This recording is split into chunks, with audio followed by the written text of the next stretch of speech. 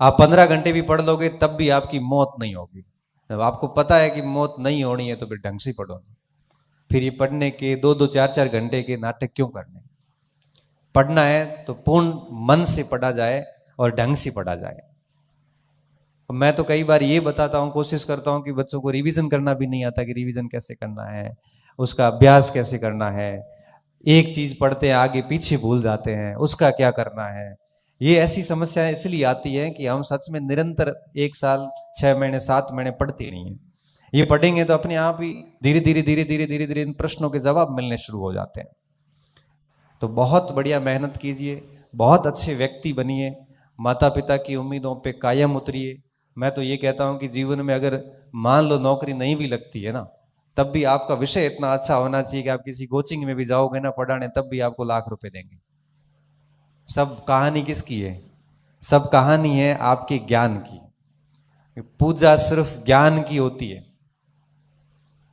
बाकी शक्लें, सूरत, ये बड़ा शरीर कोई काम का नहीं है।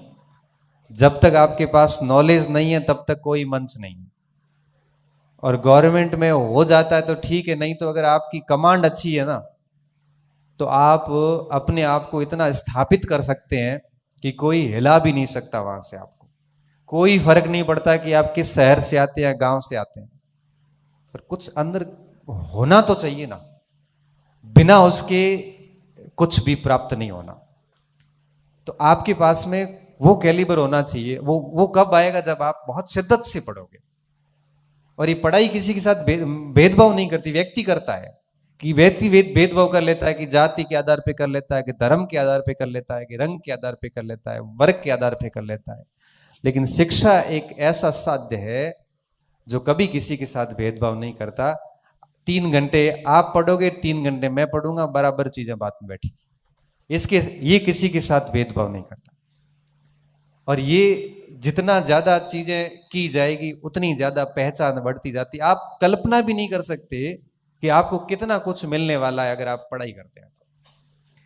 तो बहुत सारी पढ़ाई कीजिए। कहीं पर भी कोई दिक्कत आती है तो अपना किसी न किसी अपने गुरु के संपर्क में रहिए, या अपने किसी ऐसे साथी के संपर्क में रहिए जो बहुत पॉजिटिव नेचर का व्यक्ति हो, जो आपको ठीक दिशा दे सके। बहुत ज्यादा पॉजिटिव भी नहीं कि तेरा तो सिलेक्शन हो ही जाएगा, ऐसा पॉजिटिव व्यक्ति भी नहीं होना चाहिए जो ये कहता रहे कि तेरा, मतलब मारवाड़ी में कहता थारो नहीं हो तो क्यों रही नहीं वे। वो आदमी आपका वो आदमी आपका शुभ चिंतक नहीं है। तो ये कहे ना कि तेरा नहीं हुआ तो किसी का नहीं होगा, कहीं ना कहीं ये अंदर एक गुरूर पैदा करता है। और यहां से हम सीखना बंद कर देते हैं। बस हमेशा धरातल नहीं छोड़ना है कि भाई देख, मेरा नहीं होगा तो किसी का नहीं होगा, ये गलत बात है।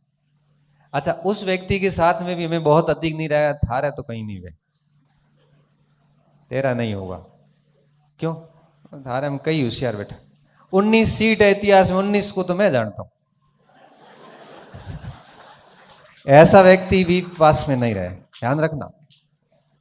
कितना ही अच्छा मित्र क्यों नहीं हो, अगर आपको डेली बहुत अधिक मोटिवेट करें या बहुत कब नेगेटिव मोटिवेट करें, तो ऐसे व्यक्ति से जितना दूर रहोगे उतना फायदा है। मैं एक बार एक एक कोचिंग संस्थान का एक डेमो लेने के लिए, मतलब एक एज ए स्टूडेंट, तो वहां गुरुजी बता रहे थे कि मैंने 4 बार आईएएस दिया, 4 बार आईएएस पर ही फेल हो गया। तो पूछा बच्चों ने, सर क्यों, आप तो बहुत अच्छा पढ़ाते हैं। उसका कारण था मेरा दोस्त। कैसे?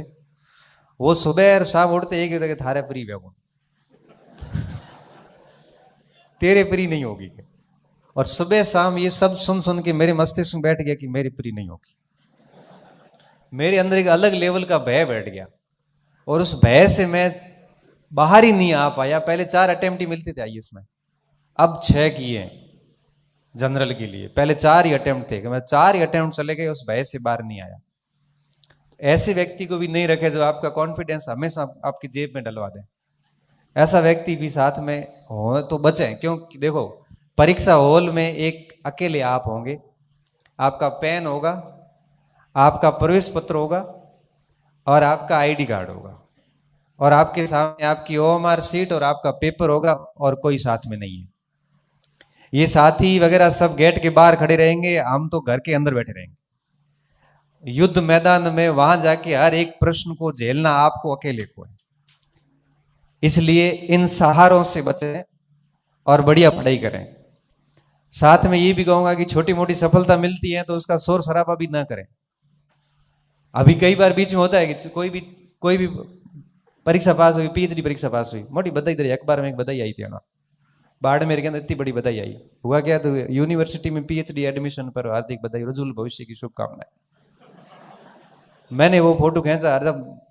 मजे की बात यह कि वो भाई लेक्चरर भी पहले लगा हुआ है, स्कूल लेक्चरर, और पॉलिटिकल साइंस में उसका पीएचडी में प्रवेश हुआ है। उस पे बाड़मेर के जैसलमेर बाड़मेर भास्कर के अंदर लगभग इतनी अच्छी खासी न्यूज आई। इस प्रकार की सफलताओं के अगर मजे लोगे तो आप आगे पढ़ नहीं पाओगे, क्योंकि आपको अंदर से एक अलग लेवल की फीलिंग आती है कि मेरा तो अब काम पक्का हो जाएगा। ऐसे काम नहीं होता, क्योंकि बहुत सारे बच्चे बाहर बैठे हैं, ऑलरेडी जेआरएफ किए हुए बैठे हैं, कई सारे अच्छे अच्छे लोग हैं। ये चीजें सफलता के लिए मैटर नहीं करती कि आपने पहले कौन सी परीक्षा पास की, पता ही नहीं चलता, 2 मिनट में आउट। यूपीएससी के अंदर एक बार आईएएस में इंटरव्यू दे के आते हैं, दूसरी बात प्री नहीं होती। इसलिए ऐसा कोई गुरूर न पालें और किसी भी प्रकार की इस प्रकार की चीजों में ना रहें कि भाई मेरा वो हो गया है परीक्षा तो ये भी हो जाएगी।